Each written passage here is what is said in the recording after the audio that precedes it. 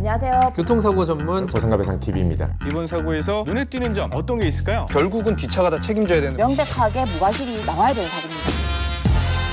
안녕하세요. 보상가 배상 교통사고 전문 변호사 장슬기입니다. 오늘 영상은 조금 무거울 수 있는 내용인데요. 교통사고 사건을 처리하다 보면은 많이 접하는 말이 사망사고라는 말이거든요. 그래서 오늘은 교통사고가 나서 피해자분이 돌아가신 경우에 어떻게 손해배상을 받는 게 좋은지 그거에 대해서 이야기를 좀 해보려고 합니다. 사망사고에 대해서는요. 보험사랑 합의로 끝내는 경우도 있고요. 반드시 소송을 해야 되는 경우도 있는데요. 이 사무실, 저 사무실 이렇게 상담하시고 저희 사무실에 와서 저희가 이 사건 같은 경우에는 소송으로 가는 게 훨씬 낫습니다 라고 얘기해드리면은 다른 사무실에서는 그냥 보험사랑 합의해서 끝내자고 하던데 왜 소송으로 가야 되나요? 이런 얘기를 많이 물어보시거든요. 일단 소송을 하게 되는 상황을 보면요. 첫 번째는 과실 분쟁이 있는 경우가 있고요. 두 번째는 소득에 대해서 차이가 있는데 그 보험사는 소득을 인정할 때 세금을 공제한 금액을 인정하려고 하거든요. 근데 우리가 법원에서 소송을 하면요. 소득을 공제하기 전 금액을 다 인정해 준단 말이죠. 그래서 여기에서 금액 차이가 좀 꽤 많이 발생하고요. 세 번째는 정년 등에 대한 문제도 있을 거고요. 네 번째는 위자료에 대해서도 차이가 나거든요. 그래서 일반적으로 사망사고가 나서 보험사랑 합의를 하는 과정, 그리고 합의가 안 돼서 소송을 진행한 경우에 소송 과정은 어떻게 진행되는지를 오늘 좀 설명해 드리려고 합니다. 저희 사무실에 사건을 맡기시면요. 제일 먼저 그냥 손해액을 뽑거든요. 이 손해액을 계산하는 거는 당연히 판결을 받았을 때 최대로 얼마를 받을 수 있을까를 계산을 해요.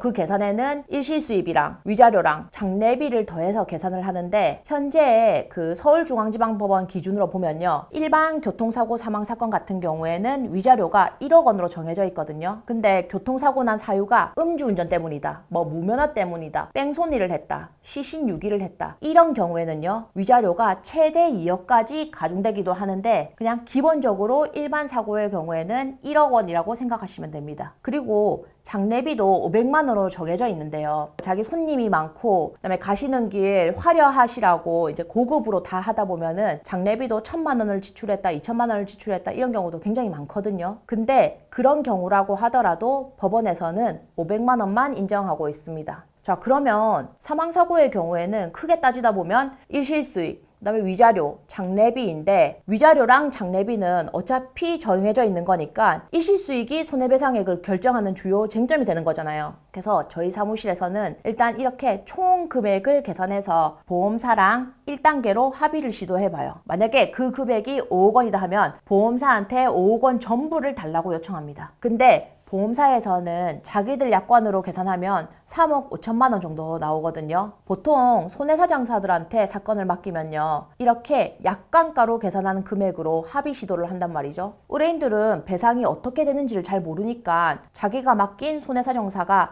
이 금액 정도면 많이 받는 거다 이렇게 얘기하면은 손해사정사 말만 믿고 그대로 그렇게 합의로 끝내시는 분들이 있으신데 그러면 절대로 안 돼요. 일단 저희 사무실에서 수임을 해서 보험사랑 합의를 시도하면요. 보험사에서 약관가로 계산한 금액 말고 법원에서 소송을 진행하는 그 기준으로 산출하는 방식대로 계산을 해가지고 전부 다 달라라고 요청을 해요. 근데 보험사에서는 그거에 대해서 100% 다 인정하겠다라고 합의를 하지 않겠죠. 당연히 자기들도 뭔가 이득이 있어야지만 합의를 하는 거니까요. 그래서 보험사에서는 저희가 청구한 금액에서 한 80%만 지급하는 걸로 합의를 하자라고 요청을 하는데 그런 경우에는 저희는 바로 소송을 제기합니다. 이렇게 소장을 넣게 되는데요. 소장을 넣고 나면은 법무팀에서 다시 한번 연락이 오기도 하거든요. 이때는 합의 금액이 처음 제시한 금액보다 조금 더 높게 불러요. 근데 우리는 당연히 받아들일 수가 없고 그러면은 이제 그대로 소송을 진행해요. 그렇게 소송을 진행하면 소송 과정에서 이 교통사고 가해자가 형사처벌은 어떻게 받았는지 그 자료를 전부 신청해서 받아와 봐야 되거든요. 그러니까 형사사건 진행이 늦으면 늦을수록 민사진행도 조금 더디게 진행될 수밖에 없어요. 이렇게 형사사건을 자료를 꼼꼼하게 보고 이제 우리 일시수익에 대한 입증 자료를 제출하고 서면을 왔다 갔다 하다 보면은 판결을 해야 되는 시점이 오는데요. 보통 판결이 나오기 전에 판사님이 화해 공고라는 걸 하거든요. 진짜 특수한 사정이 없는 한 교통사고 사건의 경우에는 98% 정도 판결 전에 화해 공고가 이루어지거든요. 근데 이 화해 공고가 뭐냐면요. 판사님이 사건을 싹 다 보고 판결을 하기 위해서 정리를 다 해놓은 다음에 그 판결금이 5억 정도고 이자가 1,000만 원 정도 발생했는데 그냥 하해 공고로 5억 정도 지급하라 이런 식으로 금액을 정해서 원고랑 보험사에 각각 보내요. 근데 이때 하해 공고가 올 때에는 왜 그런 금액이 산정됐는지 이유는 전혀 안 적혀 있거든요. 그냥 금액만 대충 보고 변호사가 짐작을 해서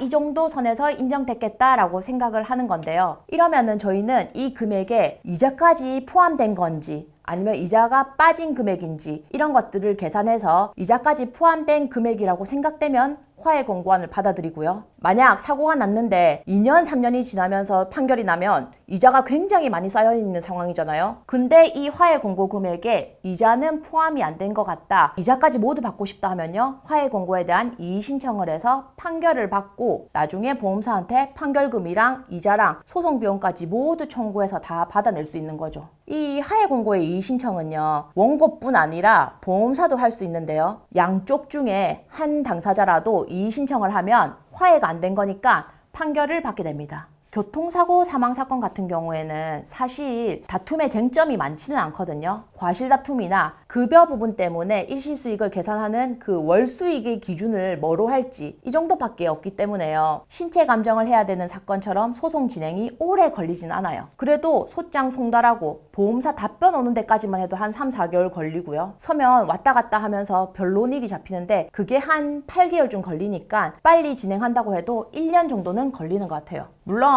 부지런한 보험사, 부지런한 재판부에 배정되면요. 훨씬 빨리 끝나기도 하지만 그래도 소송에서 판결 받는 데까지는 1년 정도 걸릴 수 있구나라고 생각하셔야 되고요. 대신 그 1년이 그냥 지나가는 건 아니고 그동안에 연 5%의 이자는 붙는 거거든요. 그러니까 만약 판결금이 1억이면 500만 원, 2억이면 1000만 원 이런 식으로 이자가 붙기 때문에 그 이자까지 감안하신다면은 보험사랑 합의해서 빨리 끝내는 것보다 판결을 받는 게 더 금액이 클 수밖에 없다라고 생각하시면 됩니다. 자, 오늘은 사망사고의 경우에 왜 보험사랑 그냥 합의하면 안 되는지, 만약 소송에 가게 되면 소송은 어떤 식으로 진행이 되고 시간은 얼마나 걸리는지 그거에 대한 얘기를 나눠봤고요. 혹시나 교통사고로 사망 피해를 입었는데 보험사랑 합의하려고 하는데 그 금액이 적정한 금액인지를 모르겠다. 이러한 분들이 계시면은 저희 사무실로 문의 주시면 그 금액이 적정한지에 대해서도 친절하게 상담해 드리도록 하겠습니다. 오늘 영상은 여기까지고요. 다음 영상에서는 더욱 유익한 주제로 찾아뵙겠습니다.